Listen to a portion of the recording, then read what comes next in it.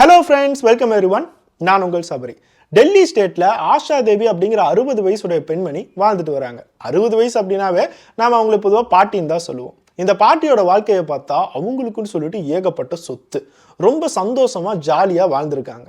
அவங்களோட கணவர் கொஞ்சம் வருடங்களுக்கு முன்னாடி ரொம்ப வயதாகி இறந்துட்டாரு. அவங்களுக்கு பிறந்தவங்க யாருன்னு பார்த்தா 3 பொண்ணுங்களும் ஒரு பையனும் தான் அந்த பாட்டிக்கு பிறந்திருக்காங்க. அந்த 3 பொண்ணுங்களும் பையனும் எல்லாத்தையும் கல்யாணம் பண்ணி வச்சு செட்டில் பண்ணி விட்டாங்க.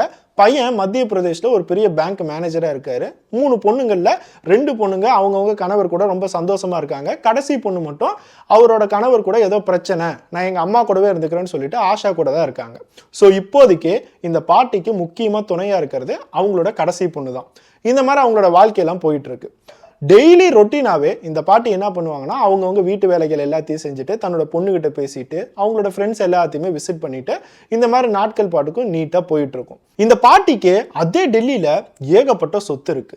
தில்ஷாத் கார்டன் அப்படிங்கிற ஒரு ராயலான ஏரியால தான் ஒரு பங்களால இந்த பாட்டி வாழ்ந்துட்டு இருக்காங்க. அந்த பங்களாவும் இந்த பாட்டியோட பேர்ல தான் இருக்கு. அது மட்டும் இல்லாம நந்த் நக்ரி அப்படிங்கிற வேற ஒரு ஏரியால 4-5 அடுக்குடைய ஒரு பெரிய பில்டிங் இந்த பாட்டியோட பேர்ல இருக்கு. ஹர்ஷ் விஹார்னு சொல்லிட்டு இன்னொரு ஏரியால அதே மாதிரி 4-5 அடுக்குடைய ஒரு பெரிய பில்டிங்கும் இந்த பாட்டியோட பேர்ல தான் இருக்கு. ஒவ்வொரு ஃப்ளோரையுமே ஒவ்வொரு குடும்பத்துக்கு வாடகைக்கு விட்டுருக்காங்க. மாசத்துக்கு வாடகை மட்டுமே 1.5 லட்சம் 2 லட்சத்துக்கு மேல வரும். அந்த லெவலுக்கு இந்த பாட்டிக்கு சொத்து இருக்கு. எல்லா விஷயங்களையும் நீட்டா மெயின்டைன் பண்றாங்க. அவங்களோட டெய்லி ரொட்டீன்லாம் தாண்டி எப்பப்பெல்லாம் மாச கடைசியோ இல்லை மாசம் ஆரம்பிக்குதோ நான் போய் டெனன்ஸ் வீட்டெல்லாம் வாடகை வாங்கிட்டு வரேன் அப்படின்னு சொல்லிட்டு ஒவ்வொருத்தவங்க வீட்டுக்கு போய் வாடகையை கலெக்ட் பண்ணுவாங்க. அது மட்டும் இல்லாமல் வீடு எல்லாத்தையுமே விசிட் பண்ணுவாங்க. டெனன்ஸ் எல்லாத்தையும் மெயின்டைன் பண்ணிட்டு வராங்களா, இவங்களை என்னமே நம்ம பாட்டுக்கு வீடு விட்டோம் அப்படின்னா வீடியோ பாலாக்கிடுவாங்க. எத்தனையோ வீடு இந்த மாதிரி டெனன்ஸ்க்கு விட்டு தான் நாசமா போயிருக்குன்னு சொல்லிட்டு அவங்க எப்பயுமே நீட்டா கண்காணிச்சுக்கிட்டே இருப்பாங்க. இந்த மாதிரி தான் அந்த பாட்டியோட வாழ்க்கை நீட்டா போயிட்டு இருந்துச்சு. கரெக்டா டிசம்பர் 7 2023 வருடம் மத்திய பிரதேஷ்ல பேங்க்ல வேலை பார்க்குற பையன் டெல்லி போலீஸ்க்கு கால் பண்ணி எங்க அம்மாவான ஆஷா தேவியை 2 நாட்களா காணோம். அவங்க எப்பயுமே ரொட்டீனா வீட்டு வேலைகள்லாம் பண்ணுவாங்க. அவங்களுக்குன்னு சொல்லி ஒரு ஃப்ரெண்ட் சர்க்கிள் இருக்கு, பேசுவாங்க. இதை தாண்டி நிறைய டெனன்ட்ஸ்லாம் இருக்காங்க, அவங்க கிட்ட வாடகைக்கு வாங்க போவாங்க. அதை தவிர்த்து இவங்களுக்கு எந்த வேலையுமே இல்லை. கடைசி 2 நாளா யாருமே இவங்களை பார்க்கவே இல்லை. என்னோட தங்கச்சி தான் என்னோட அம்மா கூட ரொம்ப நாட்களாக வாழ்ந்துட்டு இருக்கா. என்னோட தங்கச்சிகிட்ட கடைசியாக போகும்போது நான் டெனன்ஸை பார்த்து வாடகை வாங்குறதுக்கு போகிறேன்னு சொல்லிட்டு தான் போனாங்க. ஆனால் திருப்பி வரவே இல்லை. எல்லா டெனன்ட்ஸ்லையுமே கேட்டாச்சு, அவங்க வாடகை வாங்குறதுக்கு வரவே இல்லை அப்படிங்கிறத சொல்கிறாங்க. எங்கள் அம்மா இப்போ எங்கே போயிருப்பாங்கன்னே தெரிலங்கிற ஒரு கம்ப்ளைண்ட்டை தராரு. போலீஸ்க்கு இந்த மாதிரி கம்ப்ளைண்ட்டை கேட்டோன்னே பெரிய ஷாக்கிங்லாம் இல்லை. பொதுவாக ஒரு 20 வயசு 25 வயசு பொண்ணு தொலைச்சிட்டாங்க அப்படின்னு சொன்னால் ஓகே, இது ஒரு சீரியஸான கேஸு, யாராச்சும் ரேப் பண்ணுறதுக்கு ட்ரை பண்ணுறாங்களா, யாராச்சும் கிட்னாப் பண்ணுறாங்களா, ஏதாச்சும் இந்த பெண்ணுக்கு ஒரு அக்கிரமம் நடக்குதான்னு சொல்லிட்டு போலீஸ் பரபரப்பாக எல்லா விஷயங்களும் பண்ணுவாங்க. ஆனால் இந்த இடத்துல ஒரு 60 வயசு பாட்டி, இவங்களை யார் கிட்னாப் பண்ணியிருக்க போகிறா, இவங்களுக்குலாம் என்ன பிரச்சனை வரப்போகுதுன்னு சொல்லிட்டு அவங்க பாட்டுக்கு நார்மலாக விட்டுக்கிட்டே இருந்தாங்க. அதையும் தாண்டி சில நேரத்துக்கு வீட்டில் இருக்கிறவங்களே அந்த பாட்டியை காணும்னு சொல்லி கம்ப்ளைண்ட் தந்தா போலீஸ்க்கு வர டவுட்டு, அந்த பாட்டிக்கு நிறைய சொத்து இருக்கு, கோடிக்கணக்கில் சொத்து இருக்கு, ஒருவேளை அந்த பாட்டியை கொண்டுட்டு இவங்களே பிரிச்சுக்கலாம்னு நினைச்சிட்டாங்களோ அப்படிங்கிற சந்தேகமும் இருக்கு. இருந்தாலும் கொஞ்ச நாட்கள் பார்ப்போம், போன பாட்டி திருப்பி ஏதாவது வராங்களான்னு சொல்லிட்டு அவங்க பாட்டுக்கு எந்த ஆக்ஷனும் எடுக்காமையே இருந்தாங்க. ஆனா கரெக்டா டிசம்பர் 15 இந்த கம்ப்ளைண்ட் கொடுத்து ஒரு வாரத்தில் அதே போலீஸ் ஸ்டேஷனுக்கு இன்னொரு கால் வருது. நந்த் நக்ரி அப்படிங்கிற ஏரியாவில் இந்த பாட்டிக்கு ஒரு பில்டிங் இருக்கு. அந்த பில்டிங்ல சில ஃப்ளோர்ஸ் எல்லாத்தையுமே குடும்பத்துக்கு வாடகைக்கு விட்டுருக்காங்க. கிரவுண்ட் ஃப்ளோர்ல அந்த பாட்டியை தான் அடிக்கடி யூஸ் பண்ணிட்டு இருந்திருக்காங்க. கிரவுண்ட் ஃப்ளோருக்கு எந்த டெனண்ட்டுக்குமே அவங்க வாடகைக்கு விடவே இல்லை. எப்போ ஏதாச்சும் ரெஸ்ட் எடுக்கணும், ரொம்ப சோர்வா இருக்கு அப்படின்னா கிரவுண்ட் ஃப்ளோர்ல அவங்க தங்கிட்டு இருப்பாங்க. அது மட்டும் இல்லாம கடைசி கொஞ்ச நாட்களா அந்த பில்டிங்ல ஏகப்பட்ட ஆல்ட்ரேஷன் வேலைகள்லாம் போயிட்டு இருந்துச்சு. அதனால நிறைய நாள் அந்த ரூம்ல தான் தங்கிட்டு இருந்தாங்க அப்படிங்கறத டெனன்ட் சொல்றாங்க. இப்ப முக்கியமா அந்த பில்டிங்ல இருக்கிற ஒரு டெனன்ட் தான் இந்த போலீஸ் ஸ்டேஷனுக்கு கால் பண்ணி நான் இந்த மாதிரி டெனண்டா இருக்கேன், கிரவுண்ட் ஃப்ளோர்ல ரொம்ப துர்நாற்றம் அடிச்சுக்கிட்டே தான் இருக்கு, கடைசி 2 நாள் பக்கமும் துர்நாற்றம் ரொம்ப அதிகமாகுது, நீங்க செக் பண்ணுங்கன்னு சொல்லிட்டு போலீஸ்க்கும் கால் பண்றாங்க, ஆஷா தேவியோட பையனுக்கும் கால் பண்றாங்க. எல்லாத்துக்குமே ஒரு பெரிய பயம். போலீஸ் டீம் உடனே அந்த இடத்துக்கு கதவை உடைச்சிட்டு உள்ளார போய் பார்க்குறாங்க. ரொம்ப துர்நாற்றம் அடிச்சுக்கிட்டே இருக்கு. ஆனா எங்கடா ஏதாச்சும் அழுகி கிடக்குதான்னு சொல்லி பார்த்தா ஒன்னுத்தையுமே காணோம். கடைசியா எல்லா இடங்களையுமே தேடுறாங்க. பெட்ரூம்குள்ளார போறாங்க. பெட்டுக்கு கீழே பெட் பாக்ஸ்ன்னு சொல்லுவாங்க. பெட்லயே ஒரு ட்ரா வச்ச மாதிரி இருக்கும். அந்த டிராவை திறந்தா எல்லாத்துக்குமே ஒரு பெரிய அதிர்ச்சி. ஆஷா தேவியோட பிணம் ஒரு பிளாஸ்டிக் பேக்ல சுத்தி அதுக்குள்ளார இருக்கு. அழுகிய ஸ்டேஜ்ல இருக்கு. அதுல இருந்து வர துர்நாற்றத்தை யாராலையுமே தாங்க முடியல. உடனே ஃபாரன்சிக் டீம் எல்லாத்தையுமே கொண்டுட்டு வந்து அந்த பாடியை போஸ்ட்மார்ட்டம்க்கு அனுப்பிச்சு விடுறாங்க. போஸ்ட்மார்ட்டம் ரிப்போர்ட்ல தான் கண்டிப்பா இந்த 60 வயசு பாட்டிக்கு என்ன நடந்துச்சு, யார் இந்த பாடியை பிளாஸ்டிக் பேக்ல போட்டு இதுக்குள்ளார வச்சாங்க, கொலை பண்ணதுக்கு அப்புறம் தான் பிளாஸ்டிக்கால சுத்தி இதுக்குள்ளார வச்சிருக்காங்களா, இல்ல இந்த பாட்டி மூச்சு விட முடியாம இறந்துட்டாங்களா, இந்த மாதிரி ஏகப்பட்ட சந்தேகம் போலீஸ்க்கு இருந்துகிட்டே தான் இருக்கு.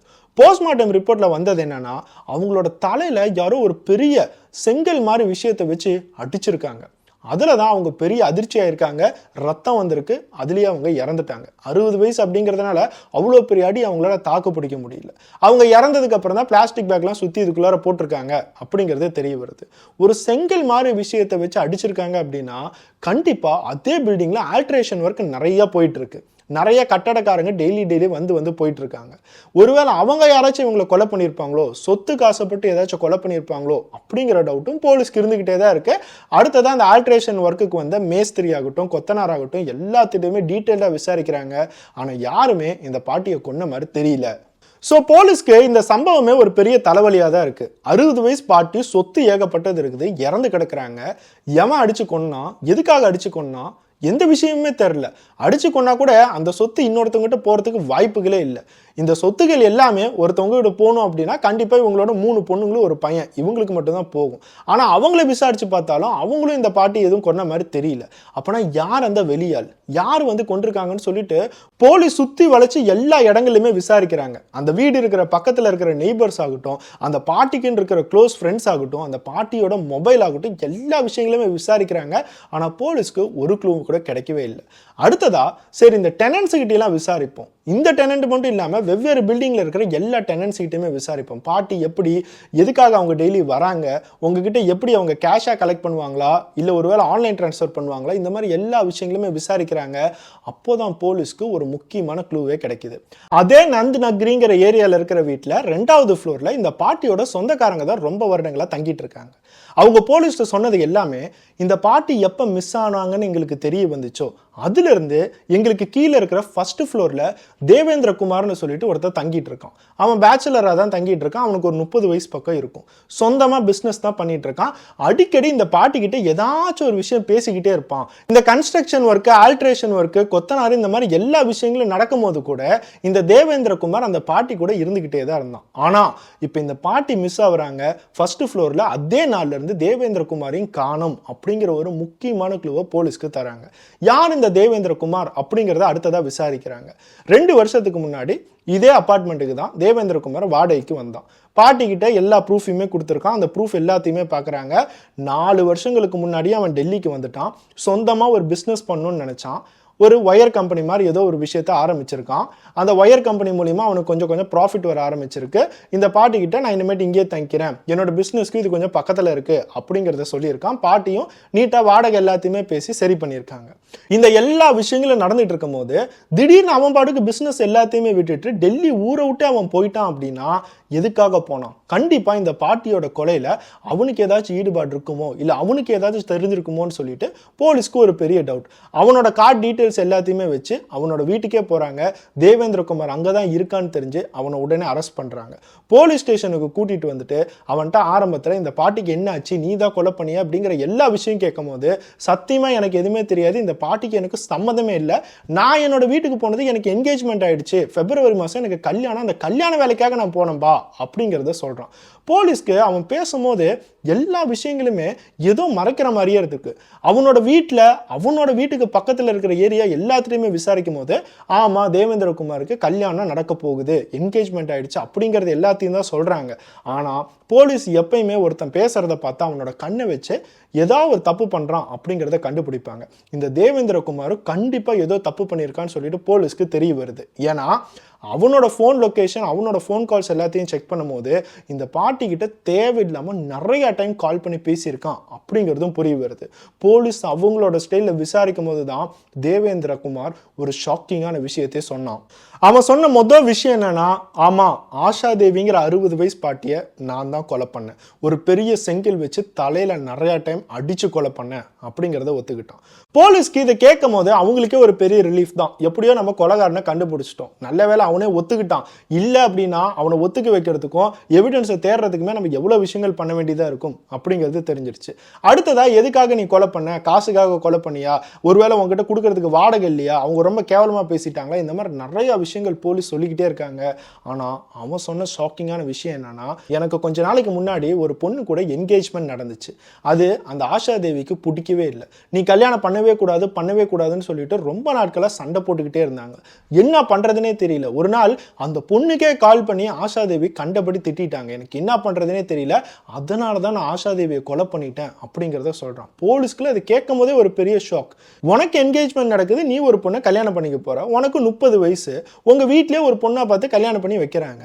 இதெல்லாம் தாண்டி அந்த 60 வயசு பாட்டி வந்து என்ன பண்ணாங்க, அவங்க மேலே எதுக்கு பழி போடுற, ஏதாச்சும் ஒன்று சொல்லணும் அப்படின்னா நீ படுக்க சும்மா சொல்லிட்டு தப்பிச்சிடலான்னு நினைக்கிறியா, உனக்கு என்னடா இருந்தாலும் தண்டனை கிடைச்சதான் ஆகும் அப்படின்னு சொல்லி போலீஸ் இன்னும் தீர விசாரிக்கிறாங்க.